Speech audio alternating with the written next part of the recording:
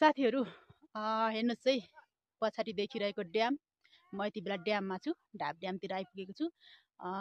ल हेर्नुहोस्, यस्तो राम्रो ठाउँ छ कि यहाँ, यस्तो राम्रो ठाउँ छ कि म 2 चोटि आइसकेँ, तर जति आउँदा पनि मन अघाउँदैन के। अब चाहिँ यो ठाउँबाट गएपछि म आउँदिनँ भन्ने सायद यहाँ आउने जो कोहीलाई पनि लाग्दैन होला है। जति आए पनि नअघाउने ठाउँ, ड्याम बब्बाल रमाइलो छ।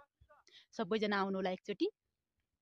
यहाँको पानी यस्तो सङ्लो र चिसो छ भने यहाँ चाहिँ आँखाले भ्याइ नसक्नुको यसको लम्बाइ र चौडाइ है। बब्बाल ठुलो पोखरी छ के यो ड्यामको। अनि यति बेला घाम पनि मस्त लागिरहेछ, अनि फोटो भिडियो पनि एकदम क्लियर भइरहेछ। आज मान्छेहरू पनि टन्न आउनु भएको छ यहाँ घुम्नको लागि। प्राय यहाँ सदाबार नै मान्छे आइराख्नुहुन्छ, अनि आज पनि धेरैजना मान्छेहरू आइसक्नु भएको रहेछ घुम्नको लागि। अनि फाइनली म पनि आइपुगेको छु। हेर्नुहोस् झन्डा क्या दामी छ है, झन्डा ड्यामको यो दृश्य एकदमै बब्बाल। साथीहरू म ड्यामबाट अब चिसापानीतर्फ लाग्छु। हजुरहरूलाई चिसापानीको भिडियो पनि मैले पठाउने छु, सबैजनाले हेर्नु होला।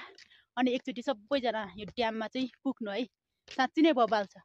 भिडियो मात्र होइन, अब बब्बाललाई बब्बालै भन्नुपर्छ। साँच्चै नै बब्बाल छ। सबैजना आइदिनु होला, एकचोटि पुग्नु होला।